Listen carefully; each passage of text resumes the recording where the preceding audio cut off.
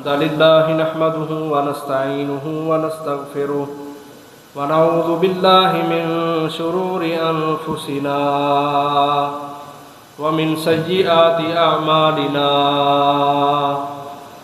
من يهده الله فلا مضل له ومن يضلل فلا هادي له وأشهد أن لا إله إلا الله وحده لا شريك له وأشهد أن محمدًا عبده ورسوله أرسله بالحق بشيرا ونذيرا بين يدي الساعة من يطع الله ورسوله فقد رشد ومن يعص الله ورسوله فقد غوى فإنه لا يضر إلا نفسه ولا يضر الله شيئا نسأل الله ربنا تبارك وتعالى أن يجعلنا ممن يطيعه ويطيع رسوله ويتبع رضوانه ويجتنب سخطه فإنما نحن به وله يا أيها الذين آمنوا اتقوا الله حق تقاته ولا تموتن إلا وأنتم مسلمون يا أيها الناس اتقوا ربكم الذي خلقكم من نفس واحدة وخلق منها زوجها وبث منهما رجالا كثيرا ونساء واتقوا الله الذي تساءلون به والأرحام إن الله كان عليكم رقيبا يا أيها الذين آمنوا اتقوا الله وقولوا قولا سديدا يصلح لكم أعمالكم ويغفر لكم ذنوبكم ومن يطع الله ورسوله فقد فاز فوزا عظيما أما بعد فإن خير الحديث كتاب الله وخير الهدي هدي محمد وشر الأمور محدثاتها وكل محدثة بدعة وكل بدعة ضلالة وكل ضلالة في النار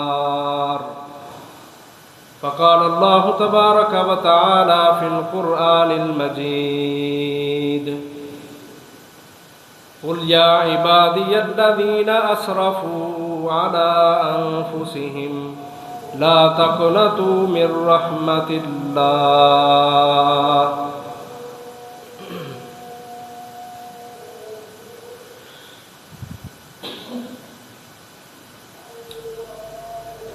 موجودہ حالات میں آج ہمیں جتنی بھی پریشانیاں درپیش ہیں اس کے پیچھے ایک بہت بڑی وجہ یہ ہے کہ ہم نے اپنی زندگیوں کو گناہوں کے ساتھ آلودہ کر رکھا ہے اور یہ ایک ایسی حقیقت ہے کہ جس کا انکار کوئی بھی نہیں کر سکتا۔ ہمارے گناہ اور ان گناہوں کی نحوست اس قدر شدید ہے کہ آپ کو معاشرے میں ہر دوسرا تیسرا فرد پریشان اور روتا ہوا اور دکھ سناتا ہوا نظر آئے گا۔ ہم سوچتے ہیں کہ دنیا میں ہمارے کاروبار میں فلاں جگہ پہ مجھ سے غلطی ہوئی، فلاں جگہ پہ مجھ سے غلطی ہوئی۔ کبھی ہم نے آخرت کے حوالے سے بھی سوچا کہ میں عبادتوں سے غافل، میں دین سے دور، میں اسلامی تہذیب، کلچر، ثقافت اس کو بوجھ سمجھنے والا اور یہودیوں عیسائیوں کے نظاموں کو عزت دینے والا یہ بھی ایک وجہ ہو سکتی ہے میری پریشانی کی؟ کبھی سوچا ہم نے اس چیز کو؟ ہمارا رب ہمیں قرآن مجید میں سمجھاتا ہے وَمَا أَصَابَكُم مِّن مُّصِيبَةٍ فَبِمَا كَسَبَتْ أَيْدِيكُمْ۔ لوگوں، تمہارے اوپر جتنی بھی مصیبتیں پریشانیاں بلائیں آتی ہیں ان کے اندر تمہارا اپنا ہی تو کردار ہوتا ہے۔ تم اللہ کے ساتھ سیدھے نہیں، اللہ تمہارے ساتھ کیسے سیدھا چلے؟ تم اللہ کی نہیں مانتے، اللہ بھی نہیں تمہاری مانتا۔ تم اللہ کے سامنے عاجز، انکساری کرنے والے، جھک جانے والے اور اپنے ساری کے سارے دنیا کے سیاپے مسئلے اللہ کے سامنے رکھنے والے نہیں تو اللہ بھی تمہاری طرف توجہ نہیں کرتا۔ وَلَا تَكُونُوا كَالَّذِينَ نَسُوا اللَّهَ فَأَنسَاهُمْ أَنفُسَهُمْ۔ اللہ تعالیٰ قرآن میں کہتے ہیں لوگوں، ان لوگوں کی طرح نہ ہو جانا جنہوں نے اللہ کو بھلا دیا تو اللہ نے ان کو بھلا دیا۔ تو ہم نے یہ فوکس کرنا ہے کہ میرے اوپر جتنی پریشانیاں مصیبتیں آتی ہیں ان میں کہیں نہ کہیں دینی حوالے سے میرے اندر کمزوری اور غلطی پائی جاتی ہے، میں اپنی اصلاح کر لوں۔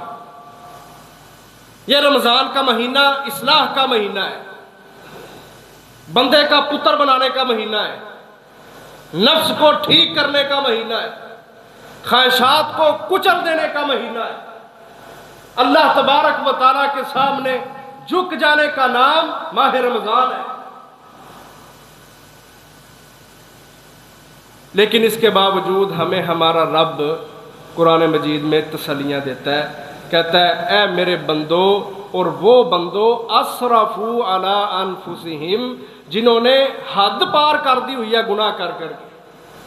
اسراف، حد سے بڑھ جانا، کوئی لیول ہی نہیں، گناہ پہ گناہ کرتے ہی جا رہے ہیں۔ ایسے لوگوں کو بھی اللہ نے کتنے پیارے انداز سے مخاطب کیا، کہا یا عبادی، اے میرے بندو، بندے تو تم میرے ہی ہو اور میرے بغیر، میرے علاوہ تمہارا کوئی ہے بھی نہیں۔ دنیا کے سارے سہارے، سہولتیں، یہ سب ختم ہونے والی، فانی ہیں، عارضی ہیں۔ واحد سہارا اللہ کا منحاکمین کا ہے کہ اگر انسان اپنے رب کے ساتھ مخلص اور کھڑا ہو کے چلے تو اللہ تعالیٰ اس بندے کو کبھی تنہا نہیں چھوڑتا۔ تو اللہ تعالیٰ کہتے ہیں اے میرے وہ بندو جنہوں نے اپنی جانوں کے اوپر حد سے زیادہ ظلم کر لیا ہوا ہے، بڑے ہی گناہ ہیں، دن بھی گناہوں میں، راتیں بھی گناہوں میں، ان بندوں کو اللہ تعالیٰ اپنی طرف لے کے آنے کے لیے تسلی دیتا ہے لا تقنطوا من رحمت اللہ۔ او میرے گناہ گار بندو، اللہ تعالیٰ کی رحمت سے مایوس نہ ہونا۔ اللہ کی رحمت بڑی وسیع رحمت ہے، اس کا کوئی کنارہ ہی نہیں ہے، اس کی کوئی لمٹ ہی نہیں ہے۔ اس رحمت سے کبھی بھی مایوس نہ ہونا، کبھی اللہ کے بارے میں بدگمان نہ ہونا کہ جی میں نے تو اتنے گناہ کیے ہیں، پتہ نہیں میرا رب مجھے معاف کرے گا یا نہیں۔ لا تقنطوا من رحمت اللہ، لا تیأسوا من روح اللہ، کہا اللہ کی رحمتوں سے کبھی مایوس نہیں ہونا۔ مایوسیاں اختیار کرنا یہ کافروں کا کام ہے، جو مسلمان ہوتے ہیں وہ اللہ کی رحمت سے مایوس نہیں ہوتے۔ اس کا کیا مطلب ہے کہ انسان تو جتنے بھی گناہ کر لے، تو جب بھی اللہ کے پاس آئے گا نا تو اللہ تعالیٰ تیرے گناہوں کو ضرور معاف کرے گا، یہ اللہ کی رحمت ہے۔ اور ہمیں اللہ کی رحمت مانگنی چاہیے، ہمیں اللہ تعالیٰ سے اس کی رحمت کا سوال کرنا چاہیے۔ حضرت عائشہ رضی اللہ تعالیٰ عنہ نے ایک دن نبی علیہ السلام سے عبداللہ بن جدعان کے بارے میں سوال کیا۔ مکہ کا ایک سردار تھا، مشرک، لیکن حاجیوں کی خدمت اور خدمت خلق یہ کام بڑا کرتا تھا۔ تو حضرت عائشہ پوچھتی ہیں اے میرے سرتاج محمد صلی اللہ علیہ وسلم، عبداللہ بن جدعان کا کیا بنے گا؟ نبی صلی اللہ علیہ وسلم فرماتے ہیں اس نے عمل تو بڑے بڑے اچھے کیے ہیں، لیکن اس کے باوجود وہ جہنم میں جائے گا، کیونکہ اس نے ساری زندگی اللہ تعالیٰ سے اس کی رحمت کا سوال نہیں کیا۔ اس حدیث سے آپ اندازہ لگائیں کہ اللہ کی رحمت کتنی بڑی چیز ہے۔ اللہ سے اس کی رحمت کو مانگنا یہ بہت بڑی بات ہے، اور اس کا بہت بڑا صلہ ہے، یہ کوئی معمولی بات نہیں۔ ہمیں اللہ تعالیٰ یہ سمجھاتے ہیں، لوگوں تم انسان ہو، تمہاری فطرت میں گناہ ہے، تم کر جاتے ہو، کئی دفعہ ارادے کے ساتھ کرتے ہو، کئی دفعہ بغیر ارادے کے گناہ ہو جاتا ہے، لیکن اس خالق سے کبھی منہ نہیں موڑنا۔ اللہ تعالیٰ نے ایمان والوں کی نشانی بیان کی قرآن میں، والذین اذا فعلوا فاحشة او ظلموا انفسهم ذکروا اللہ فاستغفروا لذنوبهم ومن يغفر الذنوب الا اللہ ولم يصروا على ما فعلوا وهم يعلمون۔ کہا میرے کچھ بندے ایسے ہیں جو فحاشیوں والے کام کر لیتے ہیں، اپنی جانوں پہ ظلم کر لیتے ہیں، لیکن اللہ سے غافل نہیں ہوتے۔ ذکر اللہ کو یاد کرتے رہتے ہیں، فاستغفروا لذنوبہم اپنے گناہوں کی بخشش مانگتے رہتے ہیں، اور ان کا عقیدہ یہ ہوتا ہے کہ وَمَن يَغْفِرُ الذُّنُوبَ إِلَّا اللَّهُ کہ اللہ کے علاوہ تو کوئی گناہ معاف کر ہی نہیں سکتا۔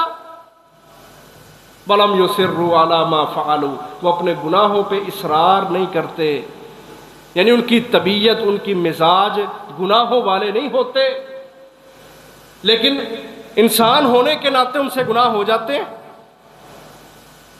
وہ اللہ کو مناتے رہتے ہیں، اللہ سے اس کی بخشش کو، اس کی رحمت کو ہمیشہ مانگتے رہتے ہیں۔ اگلی آیت میں اللہ کہتے ہیں اولئک جزاؤہم مغفرۃ من ربہم وجنات تجری من تحتها الانہار خالدین فیہا ونعم اجر العاملین۔ کہا ان لوگوں کو پھر اللہ نے معاف کر دیا ہے، ان کی جزا، ان کا بدلہ بخشش کی صورت میں، جنت کی صورت میں ان کو ملے گا، اور ایسے عمل کرنے والوں کے لیے اللہ کہتے ہیں بڑا ہی اچھا اجر ہم نے تیار کیا ہے۔ ہمارا مسئلہ پتہ کیا ہے؟ ہم اللہ کی طرف آتے نہیں، گناہ کرتے جا رہے ہیں، لیکن اللہ سے معافی مانگنا، اس کی رحمت کا طلبگار بننا، یہ کام نہیں ہم کرتے۔ یاد رکھو اللہ تعالیٰ کو وہ مسلمان پسند ہے جو گناہ کرتا ہے۔ آپ حیران ہوں گے، اللہ کو وہ مسلمان پسند ہے جو گناہ کرتا ہے۔ حدیث ہے، نبی علیہ السلام فرماتے ہیں اللہ تعالیٰ ایسے لوگوں کو ختم کر دے گا دنیا سے کہ جو گناہ نہیں کرتے، کیونکہ وہ گناہ نہیں کرتے پھر وہ اللہ سے معافی بھی نہیں مانگتے کہ ان کا تو گناہ ہی کوئی نہیں۔ تو اللہ تعالیٰ کو معاف کرنا پسند ہے، اپنی رحمتیں نازل کرنا اللہ کو محبوب ہے۔ کہا وہ بندے جو گناہ نہیں کریں گے اللہ تعالیٰ ان کو دنیا سے ختم کر دے گا، اور اللہ ایسے لوگ پیدا کرے گا جو گناہ کریں گے، پھر گناہوں کے معافی مانگیں گے، اور اللہ تعالیٰ ان کو معاف کرے گا۔ اللہ تعالیٰ کو ایسے لوگ پسند ہیں۔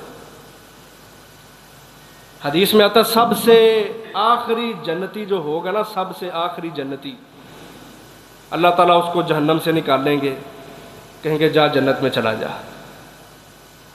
تو وہ کہے گا اللہ جنت میں تو جگہ ہی کوئی نہیں، ساری جنت بھری ہوئی ہے، وہاں تو میرے لیے جگہ ہی نہیں۔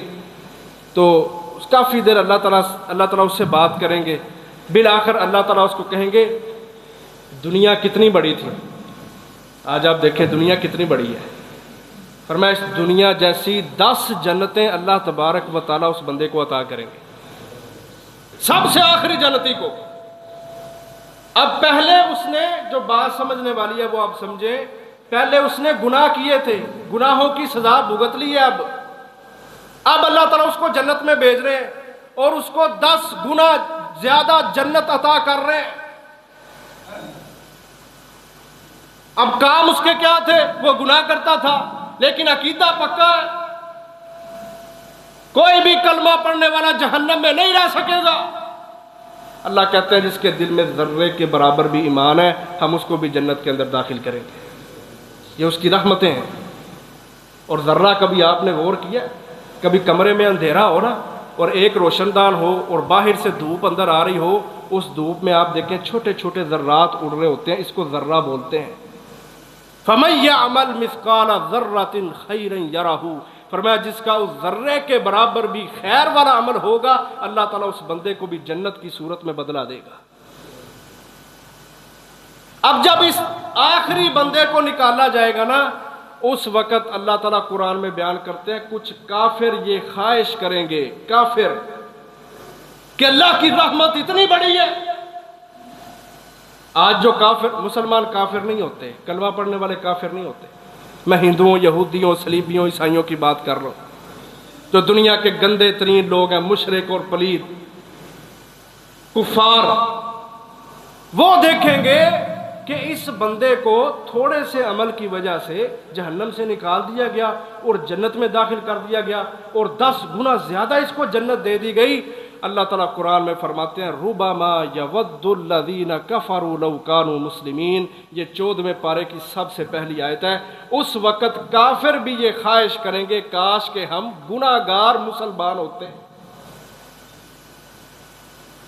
بات سمجھ آ رہی ہے؟ یہ نہ ہوتا کہ ہم ایمان ہی نہیں لے کے آئے، ہم ایمان لے آتے لیکن ہماری زندگیاں گناہوں والی ہوتی تو اللہ تبارک و تعالیٰ نے تو پھر بھی ہمیں معاف کر دینا تھا۔ آج ہم گناہگاروں سے نفرت کرتے ہیں، ہمارا رب گناہگار لوگوں کو، لیکن جو معافی مانگتے ہیں ساتھ ان کو پسند کرتا ہے۔ تو کیا شاندار انداز ہے کہ کافر بھی اس وقت خواہش کریں گے کاش ہم بھی گناہگار مسلمان ہوتے کہ گناہوں کی سزا بھگت کے بلا کر جہنم سے نکال تو دیے جاتے۔ اور اللہ کے نبی فرماتے ہیں اگر دنیا کے اندر کافر کو پتہ چل جائے کہ اللہ تبارک و تعالیٰ کی رحمت کس قدر وسیع ہے، وہ کافر بھی اللہ کی جنت سے کبھی مایوسی کا شکار نہ ہو۔ اگر اس کو پتہ چل جائے کہ رب کی رحمت کتنی ہے۔ ہم تو مسلمان ہیں، ہم تو قرآن پڑھنے والے ہیں، ہم تو حدیثیں پڑھنے والے ہیں، ہمیں تو ہمارے نبی نے بتایا ہے کہ اللہ تبارک و تعالیٰ کی رحمت بڑی وسیع ہے۔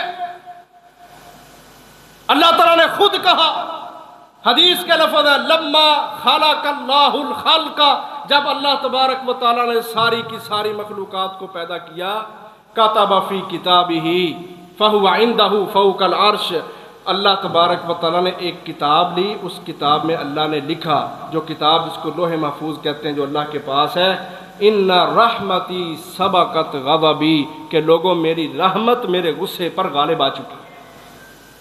یہ اللہ نے تب لکھا تھا جب انسانوں کو پیدا بھی نہیں کیا۔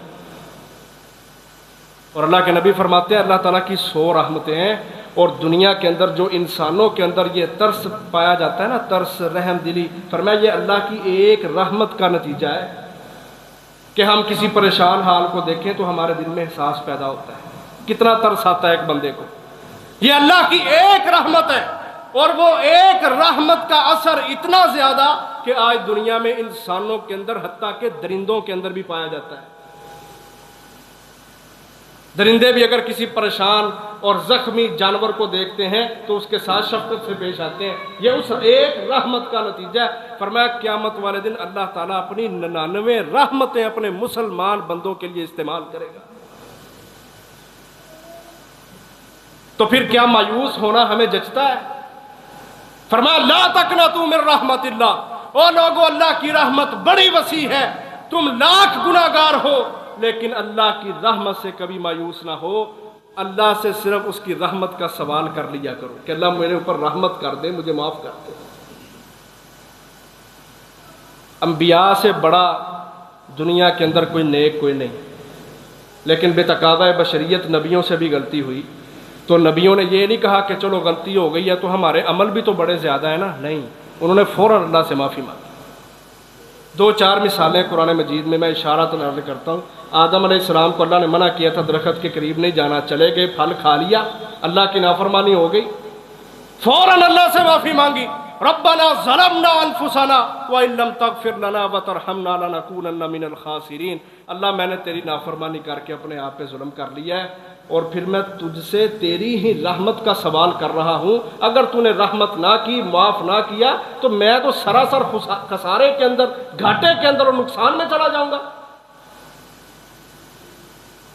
نوح علیہ السلام نے، اللہ نے پہلے بتایا تھا کہ اے نوح جب عذاب آئے گا نا تو تیرا بیٹا اور تیری بیوی یہ چونکہ ایمان نہیں لے کے آئے، ہم نے ان کو تیرے ساتھ نجات نہیں دینی اس طوفان سے۔ لیکن اس کے باوجود باپ ہے نا تو ترس آ گیا بیٹے کے حوالے سے۔ کشتی جا رہی ہے اور سمندر اور وہ طوفان جو ہے اس کی موجیں پہاڑوں سے بھی بڑی، پہاڑ ڈوب گئے۔ آپ اندازہ کریں کتنا بڑا وہ طوفان تھا۔ تو نوح علیہ السلام نے اپنے بیٹے سے کہتے ہیں کہ آجا سوار ہو جا، کشتی میں بچ جائے گا، ایمان لے آیا۔ کہتا نہیں میں نہیں ایمان لاؤں گا، میں پہاڑوں پہ چڑھ جاؤں گا۔ پانی ابھی نا اوپر آ رہا تھا تو کہتا میں پہاڑ پہ چڑھ جاؤں گا، میں بچ جاؤں گا طوفان سے۔ سرکش تھا نا، تو باتیں دیکھیں اس کی۔ ابھی یہ باتیں ہو رہی تھی کہ ایک لہر آئی اور بیٹے کو بہا کے لے گئی، باپ سے رہا نہیں گیا۔ وَنَادَى نُوحٌ رَبَّهُ فَقَالَ رَبِّ إِنَّ ابْنِي مِنْ أَهْلِي، کہ اللہ یہ تو میرا بیٹا تھا، تو نے اس کو بھی غرق کر دیا۔ حالانکہ اللہ نے منع کیا تھا کہ ٹھیک ہے بیٹا تیرا ہے، لیکن اللہ کے ہاں معیار ایمان ہوتا ہے۔ جس کے پاس ایمان نہیں، چاہے وہ نبی کا بیٹا ہی کیوں نہ ہو، اللہ نے اس کو معاف کوئی نہیں کرنا۔ کہا تو نے سوال کیا جبکہ میں نے کہا تھا اِنَّهُ لَيْسَ مِنْ أَهْلِكَ، کہ تیرا بیٹا حقیقت میں ایمان کے اعتبار سے، دینداری کے اعتبار سے تیرا نہیں ہے۔ نوح علیہ السلام کو پتہ چلا مجھ سے غلطی ہوئی ہے، فوراً اللہ تبارک و تعالیٰ سے معافی مانگی۔ 12واں پارہ سورۃ ہود اٹھا کے پڑھے۔ یونس علیہ السلام کو دیکھ لو، قوم نہیں مانتی تو جب تک اللہ کا حکم نہیں نہ آتا تھا قوم کو چھوڑنے کا، تب تک کسی نبی کو اجازت نہیں تھی کہ وہ اپنی قوم کو چھوڑ کے یہاں سے چلا جائے۔ لیکن یونس علیہ السلام نے قوم کو دعوت دی، نینوا کے علاقے میں نبی بن کے آئے، لوگوں کو دعوت دی، لوگوں نے نہیں مانا، اللہ سے اجازت لیے بغیر قوم کو چھوڑ کے چلے گئے۔ اللہ سے اجازت نہیں لی، قوم کو چھوڑ کے چلے گئے۔ اللہ تعالیٰ کو اتنا غصہ آیا کہ اللہ کی نافرمانی، اللہ نے حکم نہیں دیا کہ اس قوم کو چھوڑ دیں، بس دل برداشتہ ہو گئے کہ لوگ نہیں مانتے۔ جیسے آج کئی مولوی کاری ہوتے ہیں نا، ان کو بھی ایویں جواب دے کے چلے جائیں گے۔ پابند اللہ نے کیا ہے، نمائندہ تجھے اللہ نے بنایا دین کا، اللہ تعالیٰ کی اجازت کے بغیر نبی چلا جائے تو دیکھو کتنی بڑی آزمائش میں ہے۔ اور یہاں حافظ اور قاری غصہ کر کے چلے جاتے ہیں، مجھے فلانے نے بات کیا، میں مسیطے رہ نہیں۔ تمہیں اللہ نے اجازت نہیں دی، تم اگر صحیح معنوں میں اسلام کے نمائندے ہوتے تو کبھی اللہ کی دی ہوئی جگہ کو چھوڑ کے نہ جاتے۔ باتیں تو ہو جاتی ہیں مساجد میں، پھر کیا ہے، نبیوں کو نہیں ہوئی، صحابہ کو نہیں ہوئی۔ برداشت کرنا سیکھیں، حوصلہ پیدا کرنا سیکھیں۔ جب سوار ہو کے جانے لگے، کشتی میں بیٹھے ہیں تو کشتی ہچکولے کھا رہی ہے، طوفان بھی آ گیا۔ انہوں نے جو کچھ کرنا تھا سارا کچھ کیا، لیکن کشتی نہیں سنبھل رہی۔ تو وہ کشتی کا مالک کہتا ہے اس کشتی میں ایک ایسا بندہ بیٹھا ہے جو اپنے مالک کی نافرمانی کر کے آیا ہے۔ قرآن دادی کی گئی، نام لکھنا یونس علیہ السلام کا۔ وہ چہرہ دیکھتے ہیں، کہتے ہیں چہرہ تو نافرمانوں جیسا نہیں ہے، لیکن آپ پھر قرآن دادی کرنے لگے، پھر نام یونس علیہ السلام کا، بار بار قرآن دادی کی، نام یونس علیہ السلام کا نکل رہا ہے۔ بالآخر یونس علیہ السلام کو سمجھ آ گئی کہ مالک کی نافرمانی تو میں ہی کر کے آ رہا ہوں، کہ بنا اجازت میں اپنی قوم کو چھوڑا ہے۔ پانی میں چھلانگ لگائیے، آگے بڑی مچھلی نے منہ کھولا، یونس علیہ السلام سیدھا مچھلی کے پیٹ میں۔ اس مچھلی کے پیٹ میں یونس علیہ السلام کس کو پکار رہے ہیں؟ کس کو پکار رہے ہیں؟ اللہ کو، جس کو ہم آیت کریمہ بولتے ہیں۔ آیت کریمہ کہ اللہ میں نے ظلم کر لیا، میں نے تیری نافرمانی کر لی، لیکن میرا یہ عقیدہ ہے لا الہ الا انت سبحانک انی کنت من الظالمین۔ اے اللہ، یونس تیرا بندہ مچھلی کے پیٹ میں گھٹا ٹوپ اندھیرے میں بڑی ہلکی سی آواز کے ساتھ تجھے پکار رہا ہے، اس پریشانی سے، اس اندھیرے سے تو نے ہی نجات دینی ہے۔ مچھلی کے پیٹ میں توبہ کی یونس علیہ السلام نے، मुफस्सिरीन लिखते हैं 3 दिन और 3 रातें मछली के पेट में थे, जिस्म गल सड़ गया, अल्लाह से माफ़ी मांगी, तौबा की, मछली ने किनारे पे आके उल्टी की, यूनुस अलैहिस्सलाम मछली के पेट से बाहर आ गए। ये अंबिया का शेवा है, रुजू इलल्लाह, अनीबू इला रब्बिकुम, अपने रब की तरफ आना। आज हमने ये जहन बनाना है, हम नबियों जैसे नेक नहीं हैं, हमारे तो गुनाह ही बड़े, हमारी नेकियां गिनी चुनी हैं लेकिन गुनाह वो शुमार ही नहीं होते। मैं यहां पे गुनाहों का नाम नहीं लेता, टाइम शॉर्ट है, लेकिन हमारे अंदर ये चीजें पाई जाती हैं। हम हुकूकुल्लाह के हवाले से भी गाफिल हैं, हुकूकुल इबाद के हवाले से भी बड़े ही सुस्त हैं, लेकिन इसके बावजूद हमें हमारा रब समझाता है, लोगों मेरे बंदो, कुरान मजीद में 20 आयात कि तुमने अल्लाह की रहमत से मायूस नहीं होना। ठीक है गुनाह हो गए हैं, लेकिन गुनाहों पर इसरार ना करो, पक्के ना रहो, अज़म के साथ गुनाह ना करो। वो अल्लाह आसमानों पे बैठा ऊपर अर्श के ऊपर तुझे देख रहा है, अल्लाह की तरफ पलटा, माफ़ी मांग ले अल्लाह से। अल्लाह के नबी फरमाते हैं कोई बंदा ज़मीन व आसमान का खलाक गुनाहों से भरा हुआ ले आए, लेकिन उसके गुनाहों में अगर शिरक नहीं है, अल्लाह सारे गुनाह माफ़ कर देगा। फिर क्यों हम देर कर रहे हैं अल्लाह की तरफ पलटने में? अजीज़ भाइयों, ये रमज़ान इस्तिग़फ़ार का महीना है, तौबा का महीना है, और इस्तिग़फ़ार के फ़वाइद, अल्लाह अकबर, कभी कुरान पढ़ के देखें आप, जिसके पास नरीना औलाद नहीं, जिसके पास माल की कमी है, जिस किसान को ये डर लगा है कि अगर बारिश ना हुई तो मेरी फसल तबाह हो जाएगी, ये सारे खतरात जिस बंदे को हैं, उनका एक हल अल्लाह ताला ने कुरान मजीद में बयान फरमा दिया, इस्तगफिरू रब्बकुम इन्नहु काना गफ्फारा युरसिलिस समाअ अलैकुम मिदरारा व युमदिदकुम बिअमवालिम व बनीना व यजअल लकुम जन्नातिम व यजअल लकुम अनहारा। कहा तुम्हें बेटे चाहिए, इस्तिग़फ़ार करो, तुम्हें नरीना औलाद चाहिए, इस्तिग़फ़ार करो, तुम्हें बारिश चाहिए खैर वाली बरकत वाली, इस्तिग़फ़ार करो, तुम्हें मालों के अंदर फरावानी चाहिए, इस्तिग़फ़ार करो, और अगर दुनिया और आखिरत में जन्नत जैसी ज़िंदगी लेना चाहते हो, इस्तिग़फ़ार करो। ये कुरान में अल्लाह ने नुस्खा बताया है। दुश्मन के मुकाबले में अगर इनफरादी तौर पर तुम आपस के अंदर लड़े हुए हो, आपस के अंदर एक दूसरे के साथ दस्तों गिरेबां हो, और कुफर तुम्हारे सर पे चढ़ा हुआ है, तुम आपस में लड़ रहे हो, अल्लाह ताला ने इसका भी हल इस्तिग़फ़ार बताया। हज़रत हूद अलैहिस्सलाम ने अपनी कौम आद को जब दावत दी तो ये कहा, या कौम इस्तग़फ़िरू रब्बकुम सुम्मा तूबू इलैहि युरसिलिस समाअ अलैकुम मिदरारा व यज़िदकुम कुव्वतन इला कुव्वतिकुम। कहा तुम इस्तिग़फ़ार करो, अल्लाह तुम्हारी कुव्वतों के अंदर इजाफा कर देगा।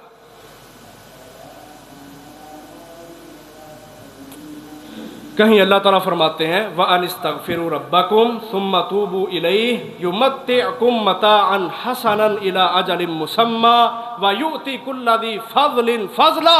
का लोगों इस्तिग़फ़ार को लाजिम पकड़ो, दुनिया जहान के जितने फ़ायदे तुम चाहते हो ना, अल्लाह ताला वो सारे फ़ायदे तुम्हें अता करे। मसला पता क्या है, हम कुरान नहीं पढ़ते, हम मोबाइलों पे रहते हैं, सोशल मीडिया पे, जिसकी वजह से हमारे ऊपर मायूसी है। कोई खैर के कलिमात हमारी जुबान से नहीं निकलते इल्ला माशाअल्लाह, ना अपनी ज़ात के हक में, ना ही अपने मुल्क के हक में। और उसका रीज़न क्या है कि हम सोशल मीडिया के साथ जुड़े हुए, वल्लाह 95% झूठी खबरें हैं जो सोशल मीडिया हमें आके सुनाता है। 80 चैनल सब के सब यहूदियों के, ईसाइयों के, जालिमों बदमाशों के, और वो मुस्लिम उम्मा को फाड़ने के लिए, इनके कामयाब जिहाद को नाकाम करने के लिए, इनकी इज्तिमाइयत के अंदर तफरीका डालने के लिए, इन ज़राए के साथ मुसलमानों के अंदर मायूसियाँ फैलाना चाहते हैं कि मुसलमान ये सोचे देखो जी साढ़े हुक्मरान की कर रहे हैं, देखो जी हमारी फ़ौज क्या कर रही है। इनकी ज़िंदगी का मशगला ये बन जाए कि मैंने तबसरे करने हैं, मायूसियाँ आएंगी, खैर व बरकत ख़त्म हो जाएगी।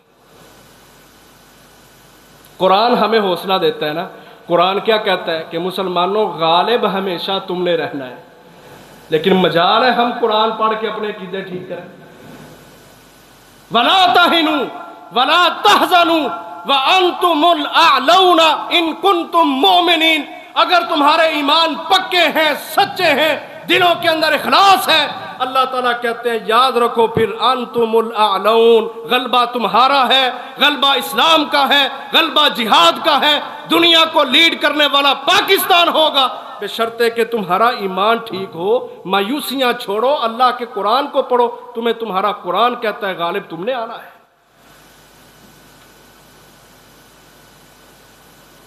نماز میں ہم کیا پڑھتے ہیں؟ اللہ اکبر. قیام بھی اللہ اکبر کے ساتھ، آغاز بھی اللہ اکبر کے ساتھ، رکوع بھی اللہ اکبر کے ساتھ، سجدہ بھی اللہ اکبر کے ساتھ ہے نا سب کچھ. اور مانا کیا کہ اللہ سب سے بڑا ہے. گھر کے اندر جو بڑا ہوتا ہے نا، اگر وہ کام شام کر رہا ہے، اس کا کام سب کچھ ٹھیک ہے نا، تو کبھی بچوں کو مایوسی نہیں ہوئی.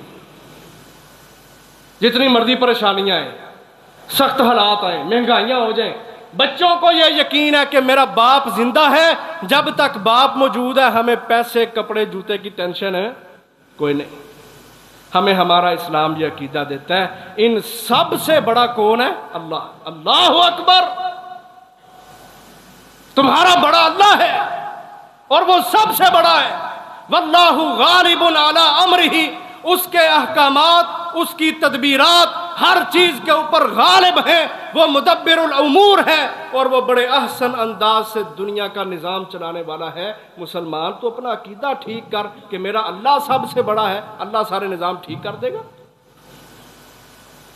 اب یہ باتیں کہاں لکھی ہیں؟ قرآن میں. ہم نے قرآن پڑھنا کوئی نہیں. سوشل میڈیا پہ تو نہیں یہ لکھا ہوا کہ اللہ کی عظمت بیان ہو رہی ہو، توحید بیان ہو رہی ہو، اللہ تبارک و تعالیٰ کی صفات کی معرفت، اس کے اوپر کوئی درس، کوئی لیکچر، کوئی اس طرح کا ماحول بناؤ. یہ تو نہیں ہے. وہاں تو گند ہے، غلاظتیں ہیں، ننگ دڑنگ تہذیب موجود ہے، اور یہودیوں عیسائیوں کے کلچر، ڈیزائن اور فیشن یہ سب کچھ موجود ہے. اور مسلمان سوشل میڈیا دیکھ دیکھ کے اپنی جنسی خواہش کی تسکین کے پیچھے مرا جا رہا ہے اور اسلام کو چھوڑ بیٹھا ہے، جس کی وجہ سے آج مایوسیاں ہی مایوسیاں اور نکھار چہروں کے اوپر، لطافت طبیعت کے اندر اور مزاج کے اندر سادگی آتی کوئی نہیں. یاد رکھیں جب ہم سوشل میڈیا پہ آتے ہیں نا تو ہمارے دل سخت ہو جاتے ہیں، اور جو دل سخت ہوتے ہیں نا ان سخت دلوں کو اللہ تعالیٰ توبہ کی توفیق نہیں دیتے. قرآن میں اللہ نے بیان کیا ہے اور حدیث میں نبی علیہ السلام نے بیان کیا ہے. فرمایا جب بندہ ایک گناہ کرتا ہے اس کے دل پہ سیاہ نقطہ لگ جاتا ہے. فَإِن تَابَ، حدیث کے لفظ ہے فَإِن تَابَ. ہمارا مضمون کیا ہے؟ توبہ استغفار. حدیث کیا کہہ رہی ہے؟ فَإِن تَابَ. اگر بندہ توبہ کر لے تو اللہ تبارک و تعالیٰ اس کے دل کو صاف کر دیتا ہے. اور اگر وہ توبہ نہ کرے، گناہ پہ گناہ کرتا جائے، فرمایا وہ نقطے لگ لگ کے ایک وقت آتا ہے دل کالا سیاہ ہو جاتا ہے. پھر اس دل کے اوپر ہدایت، آیات قرآنی، احادیث نبوی، آثار صحابہ وہ اثر کرتے ہی نہیں. اس کا حل ہے پھر توبہ. توبہ روح کا غسل ہے. جسمانی طور پہ ہم بڑے صاف ستھرے کپڑے سوٹڈ بوٹڈ بنتے ہیں، کبھی دلوں کو بھی صاف کیا. یہ توبہ استغفار یہ روح کا غسل ہے.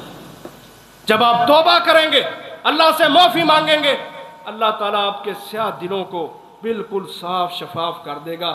خون کی دھڑکن بھی تیز ہو جائے گی اور روحانیت بھی زندہ ہو جائے گی.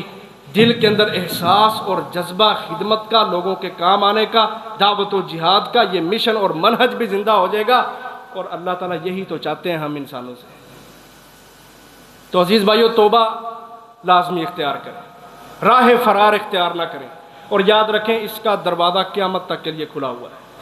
نبی صلی اللہ علیہ وسلم فرماتے ہیں اللہ تبارک و تعالیٰ ہر دن اپنا ہاتھ پھیلاتا ہے تاکہ رات کو گناہ کرنے والا دن کے وقت توبہ کر لے. اور اللہ تعالیٰ ہر رات بھی اپنا ہاتھ اس طرح پھیلاتے ہیں تاکہ دن کو گناہ کرنے والا رات کو توبہ کر لے. کہا یہ معاملہ چلتا رہے گا، روزانہ ہوتا ہے. کب تک؟ جب تک سورج مغرب سے طلوع نہیں ہوتا. قیامت تک کے لیے توبہ کا دروازہ اللہ تعالیٰ نے کھول دیا ہے. پھر توبہ کریں، معافی مانگیں اللہ سے، اور توبہ میں سب سے پہلی شرط ہے شرمندگی۔ ہم دیکھیں کیا ہمیں گناہ کر کے شرمندگی ہوتی ہے؟ سب سے اصل توبہ ہے یہ، حدیث کے لفظ ابن ماجہ کے الندم توبۃ، اصل توبہ شرمندگی ہے کہ میں گناہ کر کے اپنے کانوں سے، اپنی آنکھوں سے، اپنی زبان سے، اپنی شرمگاہ سے گناہ کر کر کے کیا مجھے شرمندگی ندامت ہے؟ اگر تو ہے پھر آپ توبہ کریں۔ فرمایا اصل توبہ یہ ہے۔ اور اگر بندہ گناہ کر رہا ہے دھڑلے سے اور پھر جا کے یاروں دوستوں کو بھی بتاتا ہے میں نے رات کو ایسے کیا، میں نے دن کو ایسے کیا، میں نے فلانے کو چھیڑا، میں نے فلانے کو ایسے کہا، اگر یہ سارے کام ہم کر رہے ہیں نا، اللہ اکبر، تو محترم بھائیو اس کیفیت کو دور کرنے کے لیے سب سے پہلے اپنی صحبتوں کو اچھا کریں، بعد میں توبہ کریں۔ لوگ کہتے ہیں توبہ کرتے ہیں پھر گناہ ہو جاتا ہے، یار یہ فطرت ہے انسان کی، گناہ ہو جاتے ہیں، لیکن توبہ بار بار کرنا اس کا اللہ حکم دیتا ہے۔ بار بار اللہ کی طرف آؤ، وہ اللہ تمہیں معاف کرے گا، اس کو کوئی پرواہ نہیں ہے، وہ تمہارے دلوں کا اخلاص دیکھنا چاہتا ہے۔ اس توبہ سے پہلے اپنی صحبتوں کو ٹھیک کرو۔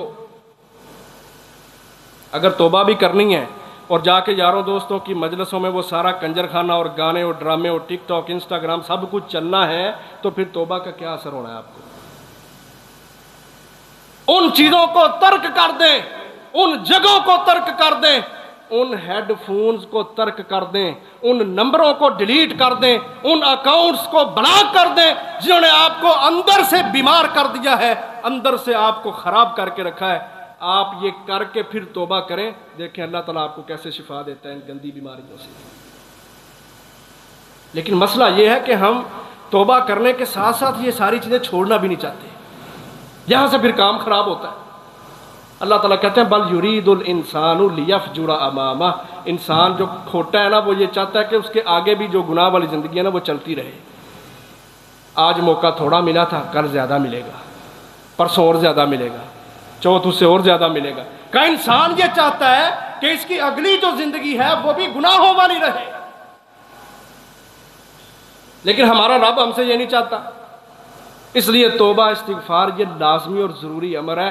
اللہ کے نبی فرماتے ہیں التائب من الذنب کمن لا ذنب لہ، گناہوں سے پکی کھری توبہ کرنے والا ایسے ہو جاتا ہے جیسے اس نے کبھی گناہ کیا ہی نہیں۔ ان العبد اذا اعترف ثم تاب تاب اللہ علیہ، کا بندہ جب اپنے گناہ کا اعتراف کرتا ہے اللہ کے سامنے آ کے، یہ اعتراف ہی تو اللہ سننا چاہتا ہے۔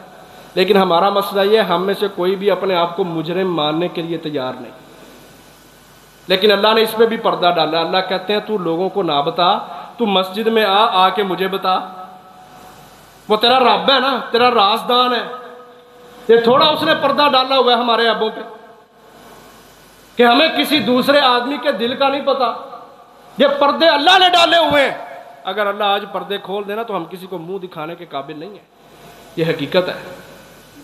وہ اللہ کہتا ہے میں تیرا رازدان ہوں، تو چھوڑ لوگوں کو، تو میرے پاس آ کے بس یہ کہہ دے کہ اللہ ہاں میں نے شرک بھی کیا ہے، کفر بھی کیا ہے، بدعات بھی اختیار کی ہیں، زنا بھی کیے ہیں، بدکاریاں بھی کی ہیں، چوریاں بھی کی ہیں، ڈاکے بھی مارے ہیں، حق بھی غصب کیے ہیں، بیٹیوں کے حق مارے ہیں، بیویوں کے حق مارے ہیں، بہنوں کے حق مارے ہیں۔ اعتراف کر اللہ کے سامنے آ کے، صرف اپنے گناہوں کا اعتراف کر لے، مان لے، ثم تاب اللہ علیہ، پھر اللہ سے معافی مانگ، اللہ تیرے سارے گناہ معاف کرے گا۔ لیکن جب بندہ اعتراف ہی نہ کرتا تو اللہ تعالیٰ کہتا ہے اس بندے کے اندر اکڑ ہے، حالانکہ اللہ کو پتہ گناہوں کا کہ اس نے یہ کیا ہے، لیکن بندہ جب اعتراف ہی نہ کرتا پھر اللہ دیکھتا ہے اس کے اندر اکڑ ہے، تکبر ہے، یہ بتانا ہی نہیں چاہتا، پھر اللہ تعالیٰ اس کو معاف بھی نہیں کرتا۔ تو اللہ کے سامنے آ کے اظہار کر لینا یہ ایک بڑی ہی بہترین صورت ہے کہ جس کی وجہ سے اللہ تعالیٰ سارے گناہ معاف کر دیتا ہے۔ میں ایک واقعہ آپ کے سامنے رکھتا ہوں پھر بات ختم کرتے ہیں۔ غامدیہ قبیلہ تھا مدینہ کا، اس کی ایک عورت نے زنا کر لیا۔ میں کہتا ہوں آپ صحابہ کی زندگیاں پڑھیں، آپ حیران ہو جائیں، قسم ہے اللہ کی۔ ہم گناہ کر کے چھپاتے ہیں۔ اس عورت سے زنا ہوا، وہ نبی علیہ السلام کے پاس آ کے کہتی ہے اللہ کے نبی میں نے زنا کر لیا، مجھے گناہ سے پاک کر دیں، یہ دنیا کی سزا ہے، دنیا کی حد لگے گی، میرا گناہ معاف ہو جائے گا، آخرت کی سزا، جہنم کی سزا تو میں برداشت ہی نہیں کر سکتا۔ خود آ کے کہہ رہی ہے اللہ کے نبی میں نے بدکاری کی ہے۔ آپ نے اس کی بات کو نہیں سنا. یہ چھوٹی بات نہیں نا، بہت بڑی بات ہے. آپ نے اس کو کہا جا واپس چلی جا. وہ چلی گئی. دوسری دفعہ پھر آئی، پھر آپ یقین نہیں کر رہے. تیسری دفعہ پھر آئی، پھر آپ نے اس کی بات کو سنا. کیوں سنا؟ کہ اس نے یہ لفظ بولے، کہتی ہے اللہ کے نبی میں زنا کی وجہ سے حاملہ ہوں. اعتراف کر رہی ہے اپنے گناہ کا، حد لگوانے کا مطالبہ کر رہی ہے. اللہ کے نبی نے کہا اچھا، کہا جا واپس چلی جا، جب بچہ جان لے گی پھر آنا. اس نے مہینے گزار لیے. جب بچہ پیدا ہوا، بچے کو اٹھا کے پھر اللہ کے نبی کے پاس آ گئی. میں کہتا ہوں آپ اندازہ کریں عزیز بھائیوں، بزرگوں، سمجھداروں، صلاحیتوں والوں، کبھی دیکھیں تو صحیح ایمان کہ وہ بیٹے کی پیدائش جو زنا کا ولد ہے اس کو لے کے پھر آ گئی ہے. ایک ہی چیز ہے بس کہ میرا گناہ صاف ہو جائے. آئی تو اللہ کے نبی کہتے ہیں اس بچے کو نا ابھی دودھ پلا، جب اس کا دودھ چھڑوا لے گی نا پھر آنا. وہ پھر واپس چلی گئی. اس نے دودھ پلایا، جتنے ماہ بھی جتنے سال اس نے پلایا، پلا کے پھر اللہ کے نبی کے پاس آ گئی. وہ اس کو سکون نہیں ہو رہا. اللہ کے نبی نے فرمایا نا کہ مومن بندہ جب گناہ اس سے ہو جاتا ہے نا، اس کو ایسا لگتا ہے میرے سر کے اوپر پہاڑ ہے اور ابھی پہاڑ میرے اوپر گر جائے گا اور مجھے کچل کے رکھ دے گا. اگر ہم بڑے آرام سے گناہ کر کر کے بڑے تسلی کے ساتھ جی رہے ہیں نا، تو عزیز بھائیو ہمارے دل جون سے نا سیاہ ہو چکے ہیں. ان کو صاف کر لیں. وہ آئی بچے کو لے کے، کہتی ہے اللہ کے نبی دیکھیں اب اس نے دودھ چھوڑ دیا اور اس کے ہاتھ میں یہ روٹی کا ٹکڑا ہے، اب یہ روٹی بھی کھا لیتا ہے. اللہ کے نبی نے وہ بچہ اٹھایا، کسی صحابی کے حوالے کیا اور صحابہ کو کہا اس کو باہر میدان میں لے جاؤ، زمین کے اندر اس کو اتنا اتنا گاڑ کے اس کو پتھر مار مار کے رجم کر دو. یہ زنا کی سزا اللہ نے بیان کیا قرآن میں. کتنی سخت سزا، اذیت ناک، لیکن وہ عورت ایمان اس قدر اعلیٰ اور بلند ہے کہ اپنے گناہ کو معاف کروانے کے لیے وہ اس سزا کو اپنے لیے منتخب کر رہی ہے. باہر لے گئے، اس کو پتھر مارے گئے. خالد بن ولید رضی اللہ عنہ نے ایک پتھر مارا، اس کے سر پہ لگا اور خون کے چھینٹے نکل کے نا حضرت خالد کے منہ پہ پڑے تو حضرت خالد نے اس عورت کو برا بلا کہا. نبی اکرم صلی اللہ علیہ وسلم پاس تھے. کہتے ہیں خالد اس کو برا بلا نہ کہو، اس نے ایسی پکی اور خالص توبہ کی ہے اللہ سے کہ اگر اس اکیلی عورت کی توبہ پورے کے پورے مدینہ کے لوگوں کی توبہ کے اوپر تقسیم کر دیا جائے تو اس کی توبہ سب سے باری ہے. ایک عورت کی توبہ اس قدر خلوص والی کہ سارے مدینہ کی توبہ ایک طرف اور اس اکیلی عورت کی توبہ ایک طرف، سب کے اوپر باری ہے. اور کہا اللہ کے نبی نے خالد تو یہ نہیں دیکھ رہا کہ اللہ تبارک و تعالیٰ کے لیے اس نے اپنی جان تک قربان کر دی ہے. یہ ہے عزیز بھائیو ایمان، یہ ہے وہ اعتراف، یہ ہے اپنے آپ کو مجرم ماننا. جب بندہ یہ ساری کی ساری چیزیں لے کے اللہ کے سامنے آ کے بیٹھ جاتا ہے نا، اللہ سے معافی مانگتا ہے، رات کو جاگتا ہے. یہ آخری عشرہ ہے نا، آخری عشرے میں اللہ کے نبی پورا عشرہ رات کو جاگا کرتے تھے.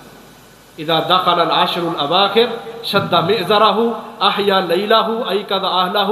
آخری عشرہ آتا تو اللہ کے نبی ساری ساری رات جاگتے اور کمرے ہمت باندھ لیتے، عبادتوں میں تیز ہو جاتے اور اپنے گھر والوں کو بھی ساتھ جگا کے ساری ساری رات عبادت کیا کرتے تھے. ہم تو نہیں کرتے. اللہ تعالیٰ ہمیں ہدایت عطا فرمائے. تو یہ آخری عشرہ ہے، یہ راتوں کو جاگنے والا مہینہ ہے. یہ آخری عشرہ راتوں کو جاگ کے اللہ کے سامنے دو زانو بیٹھ کے نا اپنا ایک ایک گناہ گن گن کے اللہ کو بتائیں، اللہ کے سامنے اعتراف کریں اور خالص توبہ کر لیں. اللہ کے نبی فرماتے ہیں تم گناہوں سے ایسے پاک ہو جاؤ گے جس طرح اس دن پاک تھے جس دن تمہاری ماں نے تمہیں جنم دیا تھا. صغیرہ گناہ بھی معاف، کبیرہ گناہ بھی معاف. اور جب بندہ توبہ کر لیتا ہے نا پھر وہ اللہ کا محبوب بن جاتا ہے. جب انسان توبہ کر لیتا ہے پھر وہ اللہ کا محبوب بندہ بن جاتا ہے. اللہ کے نبی فرماتے ہیں جب بندہ اللہ کا محبوب ہو جاتا ہے، حدیث کے لفظ جامع الصغیر میں روایت ہے، اللہ تعالیٰ پھر اس بندے کی دنیا کی آلائشوں سے اور دنیا کے اندر جتنے بھی گند ہیں، فتنے ہیں، سب سے اس بندے کی ایسے حفاظت کرتا ہے جیسے تم میں سے کوئی شخص اپنے مریض آدمی کی سردیوں کے موسم میں ٹھنڈے پانی سے حفاظت کرتا ہے. وہ بندہ اللہ کے حفاظت میں آ جاتا ہے. اللہ تعالیٰ سے دعا ہے اللہ تعالیٰ ہم سب کو زیادہ سے زیادہ اللہ کی طرف رجوع کرنے کی توفیق عطا فرمائے. وآخر دعوایا ان الحمد للہ رب العالمین.